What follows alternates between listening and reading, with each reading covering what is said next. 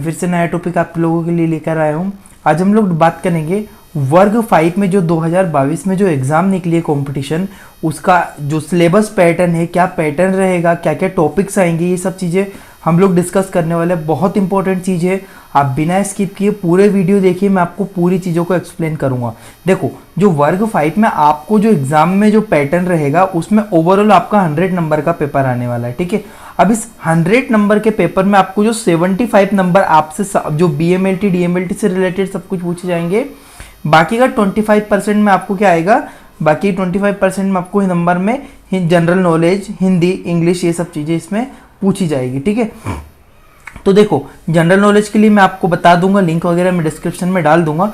बाकी mainly focus करूंगा 75 number के ऊपर। जो 75 नंबर का जो आपका पेपर आने वाला है, इसमें आपको देखो एनाटॉमी फिजियोलॉजी आएगा, हेमेटोलॉजी आने वाला है, शीरोलॉजी आएगा, साइटोलॉजी आएगा, biochemistry, clinical pathology, microbiology, blood bank, parasitology और हिस्टोपैथोलॉजी। इन सब के अंदर से आपको ओवरऑल 75 नंबर आने वाला है, ठीक है। आप पूरा देखिएगा वीडियो, मैं आपको एक एक चीजें एक्सप्लेन करता हूं। अब देखो, सबसे पहले मैं आपको एनाटॉमी फिजियोलॉजी में क्या क्या आएगा, क्या क्या बताया गया है। देखो, structure, function and histology of cell. Simply आपको पढ़ना है जो कोशिका होती है, मतलब कि सेल होती है, उसके बारे में स्ट्रक्चर, फंक्शन और इसकी histopathology. All human body system. देखो, मैं बॉडी के ह्यूमन सिस्टम के कोई भी क्वेश्चन आपको पूछे जा सकता है, बट मेन इंपॉर्टेंट आप पढ़ लेना cardiovascular system, endocrine system, nervous system, joints and bones. Joints में mainly synovial joint, male reproductive system और फीमेल रिप्रोडक्टिव सिस्टम। इसमें से सबसे ज्यादा क्वेश्चन इन वाले टॉपिक्स में से ही आपको पूछे जाएंगे, ठीक है। सबसे ज्यादा क्वेश्चन आएंगे आपको, ठीक है। कार्डियोवास्कुलर सिस्टम, एंडोक्राइन में से तो बहुत क्वेश्चन आपको कंपटीशन एग्जाम में पूछे गए हैं और वो आते हैं। नेक्स्ट चीज देखते हैं बायोकेमिस्ट्री। अब देखो, बायोकेमिस्ट्री में क्या क्या आपको पढ़ना है, ठीक है। आपको बायोकेमिकल स्ट्रक्चर ऑफ कार्बोहाइड्रेट के बारे में पढ़ना है, लिपिड, प्रोटीन और एंजाइम। तीनों चीज को आपको क्या क्या क्या पढ़ना है, स्ट्रक्चर पढ़ना है, फंक्शंस पढ़ना है, लिपिड के और मेटाबॉलिज्म पढ़ना है। कार्बोहाइड्रेट, लिपिड, प्रोटीन और एंजाइम्स, ये चार चीज इंपॉर्टेंट एग्जाम आएगी। इसमें मेन LFT में से लीवर फंक्शन टेस्ट में जो आपका यूरिया वगैरह आता है, ये सारे टेस्ट पूछे जाते हैं। आप इनके सबकी नॉर्मल रेंज, सबसे इंपॉर्टेंट दो चीजें याद रखना, मेनली नॉर्मल रेंज और मेथड का नाम।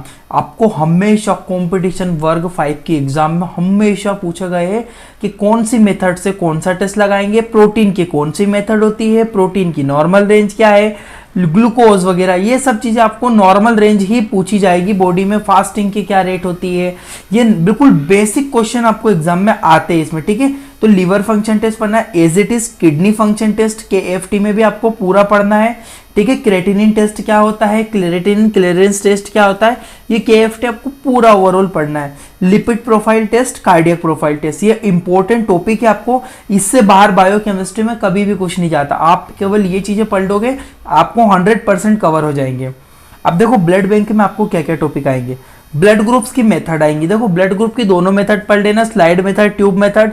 एग्लूटिनेशन होती है, ब्लड ग्रुप क्या होते हैं, ABO ब्लड ग्रुप सिस्टम क्या है, AP ब्लड ग्रुप क्या होता है और RH ब्लड ग्रुप क्या होता है, ये इंपॉर्टेंट है। ये आपको एग्जाम में इसमें कहीं ना कहीं कोई चीज पूछी जाएगी। क्रॉस मैचिंग क्या होती है, क्रॉस मैचिंग देखो आपको दोनों मेथड पढ़ना है, मेजर माइनर। कूम्स टेस्ट आपको पढ़ना है, ब्लड ट्रांसफ्यूजन रिएक्शन आपको दोनों पढ़नी है इसमें। डोनर स्क्रीनिंग टेस्ट पढ़ना है और नीचे आपको ब्लड कंपोनेंट, ब्लड कंपोनेंट में RBC, प्लेटिलेट, ये पूरे कंपोनेंट्स आपको डिटेल से पढ़ना है। तो ओवरऑल ब्लड बैंक में आप ये पढ़ लोगे ना, आपका पूरा ब्लड बैंक कवर हो चुका है, इससे बाहर आपका नहीं जाएगा क्वेश्चन। हेमेटोलॉजी, हेमेटोलॉजी में आपको मेन सबसे पहली चीज जो पढ़नी है, composition of blood and morphology of cell organ. देखो, कंपोजिशन ऑफ ब्लड आपको मतलब पूरा कंपोजिशन पढ़ना है। एंटीकोगुलेंट, यहाँ पे थोड़ी स्पेलिंग मिस्टेक हुई है, देख लेना। और एंटीकोगुलेंट्स आपको पढ़ना है। ब्लड कलेक्शन की मेथड पढ़ लेना भाई, दोनों कहीं ना कहीं से क्वेश्चन पूछा जाएगा, कितने डिग्री एंगल में कौन सा सैंपल लेंगे, कैसे लेंगे, ये सब चीजें। हीमोग्लोबिन की Sahli's method, cyanmethaemoglobin method important है। मेनली नॉर्मल रेंज पे बहुत ज्यादा फोकस करना है आपको। नॉर्मल रेंज, मेथड का नाम और क्लिनिकल सिग्निफिकेंट। कम होगा तो कौन सी बीमारी, तीन चीजें पढ़ो यार, सिंपल बात है।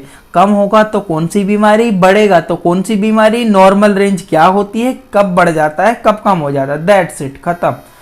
RBC, WBC, प्लेटिलेट काउंट, तीनों के काउंट पढ़ लेना, कैसे आपको करना है। ब्लड फिल्म स्टेनिंग, जो आप स्टेनिंग करते हो वो प्रोसीजर पढ़।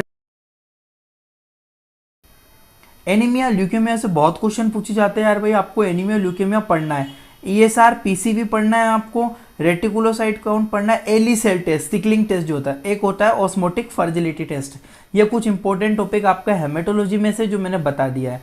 क्लिनिकल पैथोलॉजी में से क्या क्या आएगा, physical, chemical and microscopy, urine की, CSF की, सीमन की, स्टूल की, आपको इनको जो नॉर्मल रेंज होती है, क्या क्लिनिकल सिग्निफिकेंट है, ये सब चीज़ें आपको पढ़ना है। बोन मेरो कलेक्शन जो मेथड होती है, मॉर्फोलॉजी, डिफरेंट मेथड से आपको पढ़ना होगी। क्लियर है। देखो पैरासाइटोलॉजी में से क्या क्या आएगा, यूरिन के अंदर पैरासाइट्स होते सब पढ़ने आपको, blood parasite, stool parasite, name, size, ठीक है, कॉजेटिव एजेंट एंड डिसीज, इतनी चीज याद रखो। नेम क्या है, साइज क्या है, कॉजेटिव एजेंट क्या है और डिसीज क्या है, बस पैरासाइटोलॉजी में आपको कंप्लीट हो जाएगा। सीरोलॉजी में आपको VDRL इंपॉर्टेंट टेस्ट है। नॉर्मल रेंज क्या है, कौन सी मेथड से लगा रहे हो, RF फैक्टर क्या है, नॉर्मल रेंज क्या है, कैसे लगाओगे, कौन सी रिएक्शन होगी। विडाल टेस्ट क्या होता है, कैसे लगाते हैं, ट्यूब मेथड, स्लाइड मेथड दोनों पढ़ना है। डाइल्यूशन मेथड इंपॉर्टेंट है आपको। एलाइजा और रिया दोनों में से भाई बहुत क्वेश्चन पूछे जाएंगे, एलाइजा रिया आपको पढ़ना है।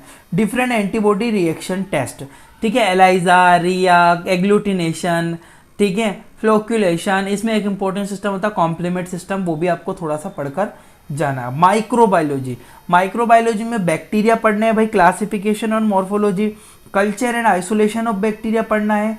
All gram positive and gram negative bacteria को आपको पढ़ के जाना है। ऑल ग्राम नेगेटिव बैक्टीरिया मतलब बेसिलाई और कोकाई दोनों आपको इंपॉर्टेंट है, पॉजिटिव नेगेटिव थोड़े थोड़े, कुछ नहीं इसमें याद रखना कौन से बैक्टीरिया से कौन सी बीमारी होती है और उसके बढ़ जाने पे कैसे क्लिनिकल सिग्निफिकेंट क्या होगा, सिम्टम क्या दिखेंगे, ये बस, इसके अलावा और कुछ नहीं। एंटीजन एंटीबॉडी रिएक्शन सारी पढ़ने हैं आपको। Types of immunity, immunoglobulin, immunoglobulin के प्रकार पढ़ने हैं। टाइप्स ऑफ इम्यूनिटी के प्रकार पढ़ने हैं, इन्नेट इम्यूनिटी, एक्वायर्ड इम्यूनिटी, ये सारी चीज़ें आपको इंपॉर्टेंट है, इनको पढ़ के जाना है। Lastly structure and classification of fungus, देखो फंगस की कैरेक्टरिस्टिक्स बस आती है और क्लासिफिकेशन आती है, और कुछ फंगस पूछी जाती है जैसे रिंग वॉर्म क्या है, ये सब चीज़ें आपको नॉर्मल बेसिक चीज़ें इसमें से मेनली आएगी। मेनली लैब डायग्नोसिस, कौन सी फंगस के लिए कौन सी टेस्ट लगाएंगे, क्या करेंगे, क्या स्किन स्क्रबिंग टेस्ट होता है, KOH प्रिपरेशन क्या होता है, ये सब चीज़ें बेसिक क्वेश्चन इसमें से पूछी जाएंगी। अब देखो हिस्टोपैथोलॉजी में से क्या आएगा, डिफरेंट फिक्सेटिव, देखो फिक्सेटिव बहुत इंपॉर्टेंट है, आपको बहुत बार वर्ग 5 में इससे क्वेश्चन पूछे गए, फिक्सेटिव आपको पढ़ना है। ऑल टिश्यू प्रोसेसिंग, भाई पूरी टिश्यू प्रोसेसिंग आपको पढ़कर जानी है। Block making, different staining procedure, HND and pap, mainly HND staining, pap staining पढ़ लो, सब हो जाएगा इसमें cover. Classification and decalcification, decalcification and decalcification agent, देखो डीकैल्सिफिकेशन आपको पढ़ना है, इसके मेथड कौन कौन से एजेंट हम इस्तेमाल करेंगे डीकैल्सिफिकेशन के लिए, हिस्टोपैथोलॉजी का टॉपिक्स होता है। सेक्शन कटिंग आपको पढ़ना है। Different instrument and histopathology, different instrument, histopathology में कौन कौन से इंस्ट्रूमेंट यूज होते हैं, जैसे माइक्रोटोम, माइक्रोस्कोप, ठीक है, हॉर्निंग ऑफ नाइफ, ये सब चीज़ें आपको पढ़ के जाना है। माइक्रोस्कोप यूज इन हिस्टोपैथोलॉजी में माइक्रोस्कोप का क्या यूज होता है, ये आपको पढ़कर जाना है, ठीक है। ओवरऑल आपको ये सब चीज़ें मैंने बता दी है, माइक्रोबायोलॉजी, क्लिनिकल पैथोलॉजी, आप अगर इतनी चीज़ें पढ़ लोगे तो आपकी वर्ग 5 की एग्जाम की तैयारी हो जाएगी। मैं फिर से एक चीज़ रिपीट करना चाहता हूँ कि आप लोग पहले ये टॉपिक्स पढ़ लो, अगर आपके पास टॉपिक्स के नोट्स नहीं है तो प्लीज़ मुझे कॉन्टैक्ट करो, डिस्क्रिप्शन में नंबर डाल दूंगा, मेरे नंबर यहाँ पे भी लिखे हुए, आप मुझे यहाँ से नंबर कॉपी करके आप मुझे कॉलिंग कर सकते हो। मैं आपको हर सब्जेक्ट से रिलेटेड, आपको वर्ग 5 की एग्जाम से रिलेटेड आपको मैं सब चीज़ें प्रोवाइड कर दूंगा, और सब आप थ्योरी पढ़ने के बाद ही इसके ऑब्जेक्टिव्स लगाना। अगर फिर भी आपको कुछ डाउट है आप मुझे कॉल कर सकते हो। Thanks for watching Indian medical lecture. मेरे चैनल को सब्सक्राइब कर लो, लाइक कर लो। मैं इसी तरह आपको बहुत सारी वीडियोस प्रोवाइड करूंगा, आपको हर एक चीज़ टॉपिक कवर करने की कोशिश करूंगा। So thank you for watching.